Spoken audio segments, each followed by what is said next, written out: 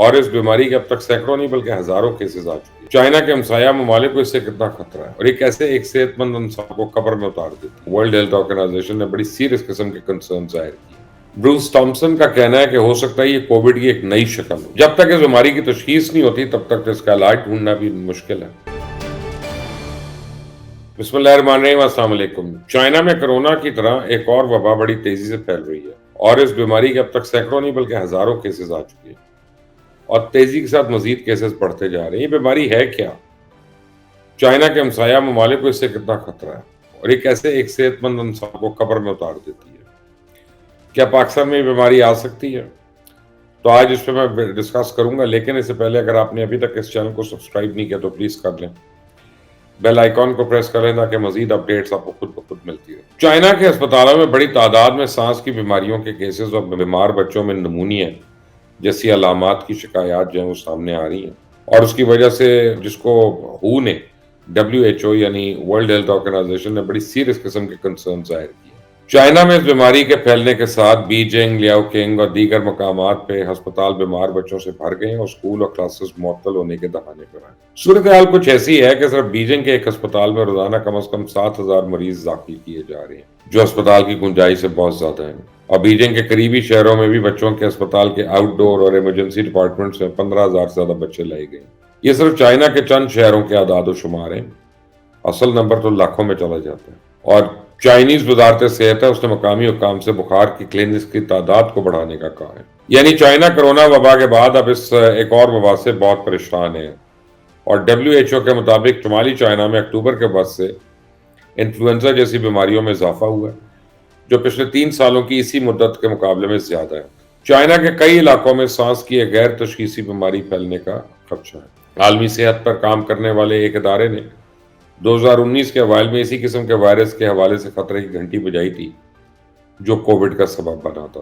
اسی لیے اب سب سے بڑی پریشانی یہ ہے کہ خدا نخواستہ یہ وائرس پھر سے کرونا جیسی کوئی دوسری وبا میں نہ تبدیل ہو جائے۔ اور میلبرن یونیورسٹی کے اسکول آف ہیلتھ سائنسز کے سربراہ بروس ٹامسن کا کہنا ہے کہ ہو سکتا ہے یہ کووڈ کی ایک نئی شکل ہو۔ اگر اس بیماری کی علامات پہ بات کریں تو چائنیز صحت کے حکام کے مطابق اس وبا کا تعلق نمونیا جیسی بیماری ہے، اور یہ ایک عام بیکٹیریل انفیکشن ہے جو عام طور پر بچوں کو متاثر کرتا ہے۔ اور اس بیماری کی علامات میں گلے میں خراش، تھکاوٹ اور طویل مدت کے لیے کھانسی شامل ہے جو ہفتوں یا مہینوں تک رہ سکتی ہے، اور یہ صورتحال بگڑ سکتی ہے۔ پھیپھڑے خراب ہوتے ہیں، انسان کو سانس لینے میں دشواری ہوتی ہے، اور پھر خدا نخواستہ اسی انسان کی موت واقع ہو جاتی ہے۔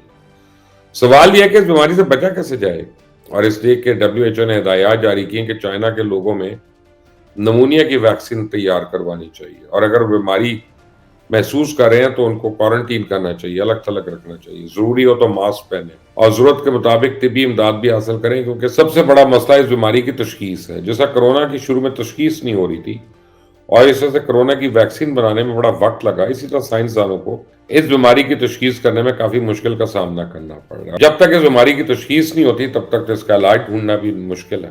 تو چائنا میں اس پراسرار بیماری کے باعث اب تک 60 افراد ہلاک ہو چکے ہیں، اور یہی وجہ ہے کہ آس پاس کے ممالک میں تشویش کی لہر ہے کہ کہیں وہاں پہ بھی یہ بیماری پھیل نہ جائے۔ تو انڈیا نے تمام ریاستوں اور مرکز کے زیر انتظام مریضوں کو ایک ایڈوائزری جاری کی ہے جس میں وزارت صحت نے ریاستوں اور مرکز کے زیر انتظام علاقوں سے صحت کے نظام کو اپ ڈیٹ کرنے کی ہدایت کی ہے۔ اس کے علاوہ اسپتالوں کو کسی بھی قسم کی بڑی بیماری کے پھیلاؤ کے لیے تیار رہنے کو کہا گیا، اور انڈیا نے اسی بیماری کے پیش نظر کووڈ-19 انفیکشن کے دوبارہ سر اٹھانے کے خطرے سے بھی دوبارہ خبردار کیا ہے۔ انڈیا میں کچھ سٹیٹس ایسی ہیں جن میں راجستھان، کرناٹکا، گجرات ہے، اتراکھنڈ ہے، تامل ناڈو ہے، ہریانہ شامل ہے، اور ان ریاستوں میں بچوں میں نمونیا کے کیسز میں زبردست اضافہ بھی ہوا ہے۔ سوال یہ کیا پاکستانیوں کو بھی اس وبا کے بارے میں پریشان ہونے کی ضرورت ہے یا نہیں؟ اس حوالے سے ماہرین ایکسپرٹس یہ کہتے ہیں کہ چائنا کے آس پاس والے ممالک کو بھی پریشان ہونے کی ضرورت ہے، کیونکہ چائنا کے شہر بیجنگ سے سینکڑوں کلومیٹر دور بھی یہ بیماری پھیلی ہے۔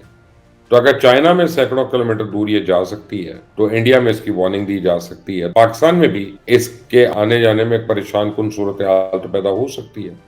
دوسری وجہ ہے کہ پاکستان میں آلریڈی اسموگ جو ہے وہ خطرناک اور پریشان کن حد تک بڑھ چکی ہے۔ صرف لاہور کے 5 بڑے اسپتالوں میں گزشتہ 6 دنوں کے درمیان اسموگ سے 7,000 سے زیادہ مریض رپورٹ ہوئے ہیں اور ابھی بڑھ رہے ہیں۔ تو چائنا میں پھیلنے والی بیماری بھی سانس کی، اس کا اثر بھی پاکستان پہ ہو سکتا ہے۔ یہاں کے لوگوں کو بھی چاہیے کہ کووڈ-19 سے بچنے والی حفاظتی اقدامات پہ عمل کریں، ماسک پہنیں، سماجی دوری اختیار کریں، اچھی طرح ہاتھ دھوئیں، اور صحت کے حوالے سے فلسطین کی صورتحال بھی کچھ زیادہ ٹھیک نہیں ہے۔ غزہ میں تنازع کی وجہ سے ایک وبا پھیل چکی ہے۔ وہاں کے ڈاکٹرز کے مطابق اگر غزہ پٹی میں صحت و صفائی کا نظام بحال نہ ہوا تو غزہ کے لوگ بم سے زیادہ بیماریوں سے مریں گے۔ اب یہ وہ علاقہ ہے جہاں پہ تنازع کی وجہ سے انفراسٹرکچر سمیت سب کچھ تباہ ہو کے رہ گیا۔ اسپتالوں پر حملوں کی وجہ سے ایندھن سمیت دوسرے طبی ضروریات کی قلت کا بدترین سامنا ہے۔ صفائی کی ناقص صورتحال کی وجہ سے پیٹ کی خرابی جیسے دیگر انفیکشنز تیزی سے پھیل رہے ہیں، اور بدقسمتی سے علاج کا نظام تباہ ہونے کے سبب اب زندگی بچانا ناممکن ہو گیا۔ تو اس غزہ میں تقریباً 2.5 ملین کی آبادی ہے، جس سے نصف تعداد تو بچوں کی ہے جو پینے کے پانی سے بھی محروم ہے، اور WHO نے غزہ میں 44,000 ڈائریا اور 70,000 سانس کے انفیکشن کے کیسز رپورٹ کیے ہیں، جبکہ کیسز کی تعداد اس سے زیادہ ہونے کا اندیشہ ہے۔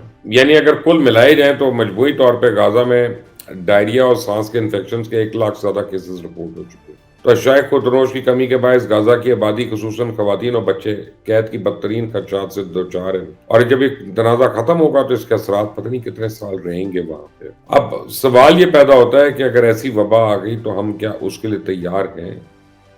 یہ بڑا ہی ایک مشکل سوال ہے، اس کا جواب میرے پاس تو بالکل نہیں ہے۔ لیکن یہ کہ پچھلی بار بھی جب آئی تھی یہ وبا تو آپ نے دیکھا کہ اکنامک ایکٹیویٹی تباہ ہو کے رہ گئی، اور پوری دنیا کی اکنامک ایکٹیویٹی جو ہے وہ تباہ ہو گئی تھی، اور خاص طور پہ ایویشن انڈسٹری، ہوٹل انڈسٹری، جو ہے ریٹیل انڈسٹری، ان کو بے انتہا نقصان پہنچا تھا۔ فارماسیوٹیکل انڈسٹری کو بہت فائدہ ہوا تھا، اسپیشلی جو ویکسینز میں یا ان چیزوں کے اندر جو بھی کمپنیز تھیں۔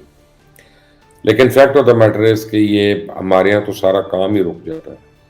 پاکستان کو پچھلی بار یہ ایک بڑا فائدہ یہ تھا کہ ہمارا جو ٹرانسپورٹ کا نظام ہے وہ بڑا کمزور ہے، تو جن ملکوں میں اور جن شہروں میں میس یا ٹرانسپورٹ سسٹم تھا یا میس ٹرانزٹ سسٹم، جیسے سب ویز ہیں، ٹیوبس ہیں، بسز ہیں، ٹرینز ہیں، تو وہاں پہ یہ ایک دم سے سپریڈ ہوا کیونکہ کلوزڈ اس کے اندر سے ہوا۔